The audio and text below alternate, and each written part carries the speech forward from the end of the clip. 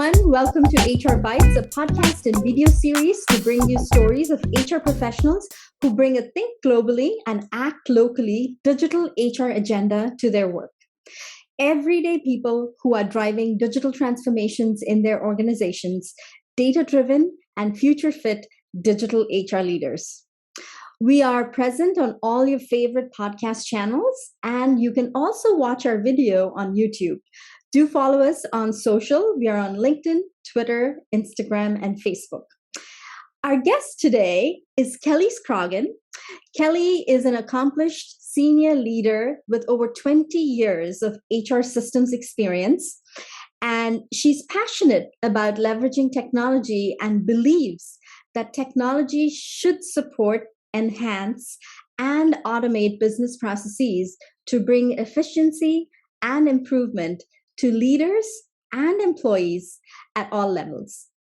Welcome to the show, Kelli. How are you today? Thanks, Jay. It's such a pleasure to be here. Doing great, and just appreciate you having me on as a guest. Absolutely.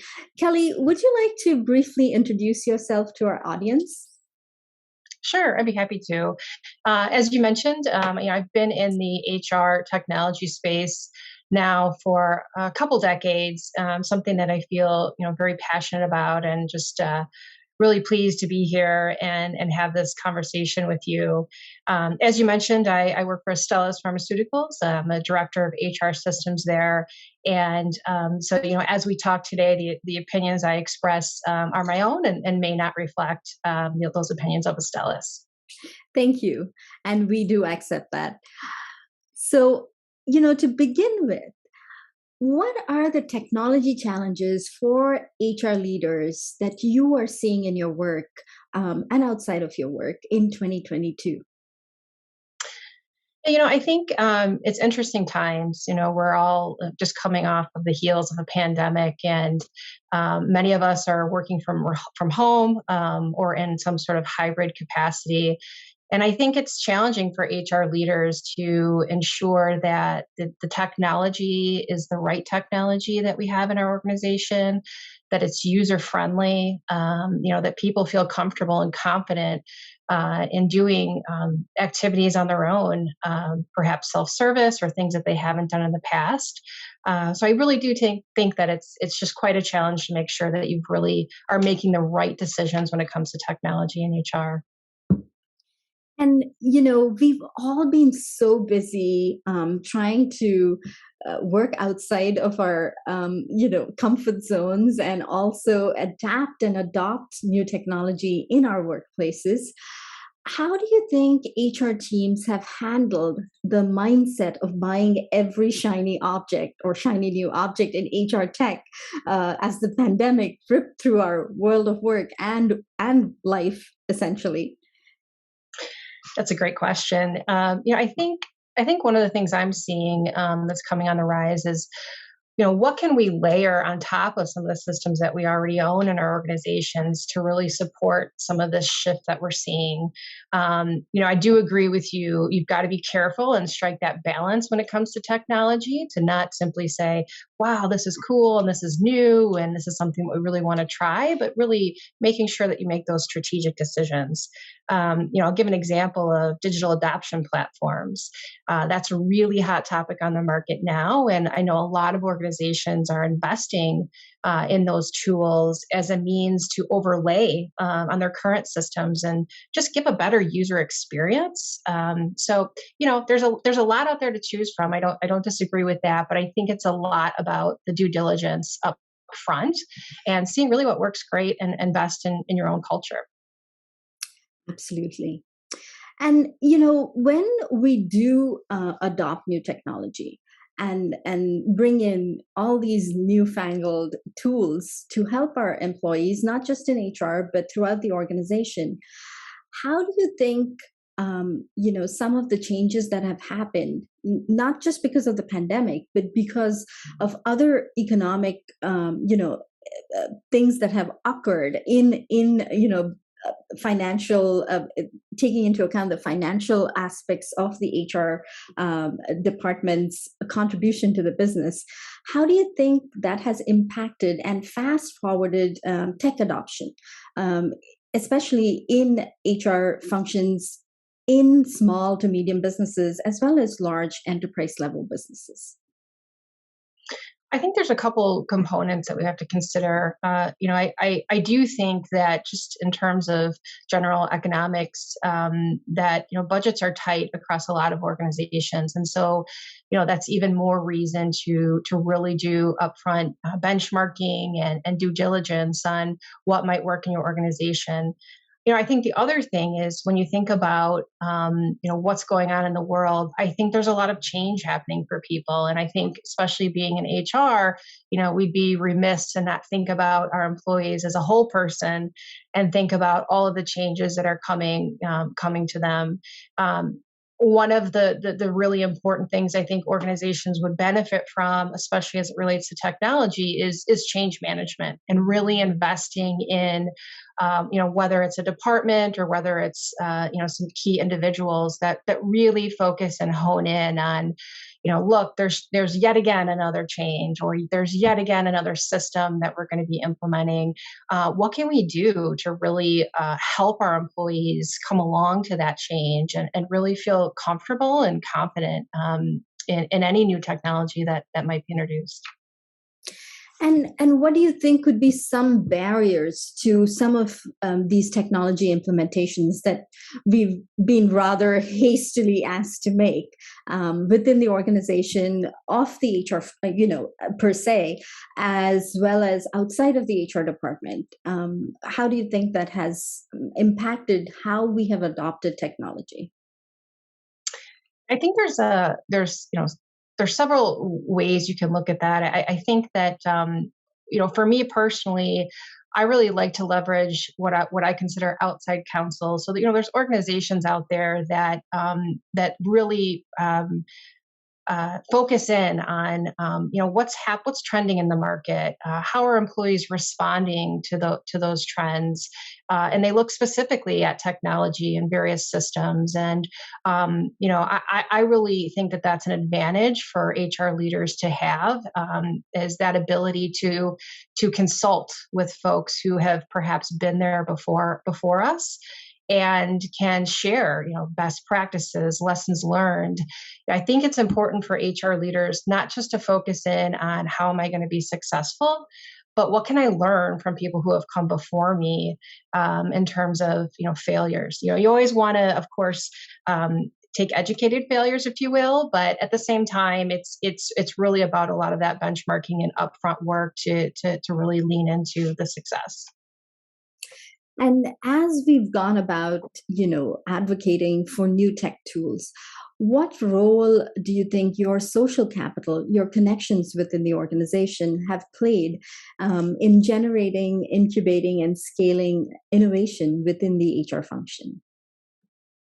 I think it's one of the most important aspects, to be frank. I think that I always like to say you never want to be the smartest person in the room, and so you really do want to connect with folks you admire, with other leaders, either in your own organization or even outside. There's various when we think about technology today, there's various channels, for leaders to do that. And I just think that it's that personal touch, right? To we're dealing with technology, and there's always that outside of the technology space. What can we learn from others, especially those who have come before us in technology? So that's a good segue into my next question. What's one piece of advice you have for our HR colleagues who are looking to adopt or learning new technology? I think it's about preparation. I mean, I think if you're on the side of being an HR leader who is a decision maker and who, is able to bring on new technologies or new systems, I think it's about being prepared. I think there's a level of taking appropriate risks and, being ambitious. And I think that that's always a value that you want to have and really hone in on. But at the same time, there's that there's preparedness and really connecting with others, learning as much as you can, benchmarking. What is my organization already doing well based on the data, making those data-driven decisions, and what maybe not be doing so well, and really making kind of the key decisions based on that information. Absolutely. And, as we've moved into this hybrid workplace, there's a lot more of our employee population who works from home now than prior to 2020. How do you think we in HR should be handling this new workplace, and where some of our employees are really not able to come into the physical work location?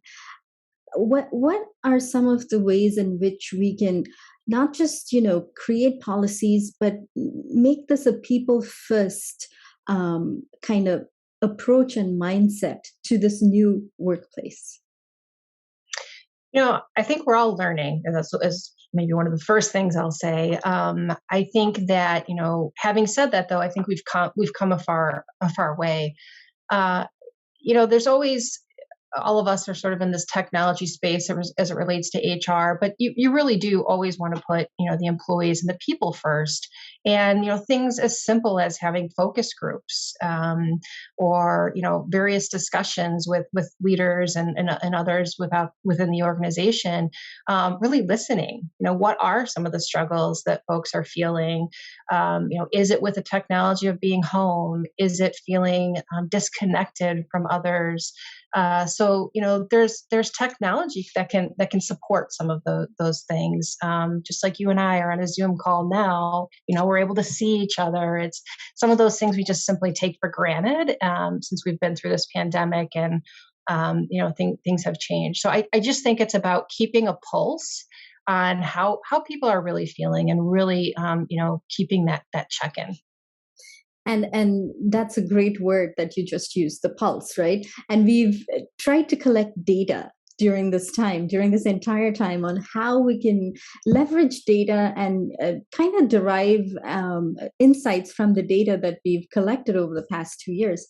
How do you think we should be approaching HR data and metrics in the now of work? Well, first I'll say, I think that we need to make data-driven decisions. I think that we should rely on the data that we're seeing, and the inputs that are coming to us to help us make the right decisions for the organization. And what that means is that it puts analytics, sort of front and center. And I think it's valuable for organizations to really ensure that they've got a strong, robust analytics model, so that there's meat, if you will, behind the decisions that we're making, that we have, concrete evidence that, whether we bring on a new technology or whether we make some sort of business decision, that there's, some value and reasons behind the way we've done something. So I think it's a really important aspect. Wonderful. So that brings us to the funner part of our conversation today. It's the question connection round. And I'm going to ask you some rapid fire kind of questions, and if you could respond to them as the responses come to you. So, who is one person you've gained in your network in this last year that you think more people should know about in the HR tech world? Question. So there's somebody that I recently started following, Adam Grant. He is an organizational psychologist, and speaking of this remote work environment, I think the way people are feeling, mental health, I think it's all very valuable. And he's just been somebody that I've really admired. He's an author as well. But I just really enjoy going to LinkedIn here and there and kind of reading some of the various articles or comments that he puts out there. I think it's a nice aspect. So I would encourage people to follow him and check him out. Awesome. And I will link his account in the show notes for the audience. What's a favorite HR podcast or HR book that you would recommend to our audience? A good one I like is called Multipliers. And I think it's it's really key. It really kind of helps you think about things as a manager that you might not otherwise. Sometimes we're just not in tune to perhaps some of the behaviors that we have, and so it's a really good book. I recommend it. Awesome. And is there a favorite LinkedIn Learning or e-learning webinar series for HR technology, particularly, that you think would be useful to our audience to listen to and learn from? Yeah, I don't know about a particular e-learning series, but one thing that I've enjoyed researching as of late is artificial intelligence as it relates to HR. I think that technology has come a long ways, and there's various levels of AI out there that can really help and support organizations if it's done the right way. So I think that's something neat for folks to look into. I've enjoyed it. Wonderful. And how do you enjoy giving back to the HR community? I know you take part in a number of volunteer activities within your organization and outside of it. But is there one specific way you enjoy giving back to our HR community? It's doing things like I'm doing today. It's just really it's neat and special for me to be able to share my experience, and quite an honor to do that as well. I think that as I see others sharing their views and their experiences, I think that that's a really it's a really great thing to do, because we're all learning.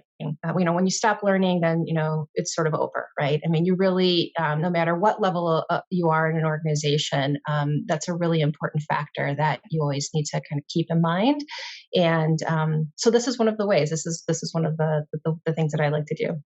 Absolutely. And thank you so much for, being on our show today. We've learned a lot, and I'm really looking forward to, keeping up our connection here on social media as well. If our audience would like to connect with you, what's the best way for them to reach out?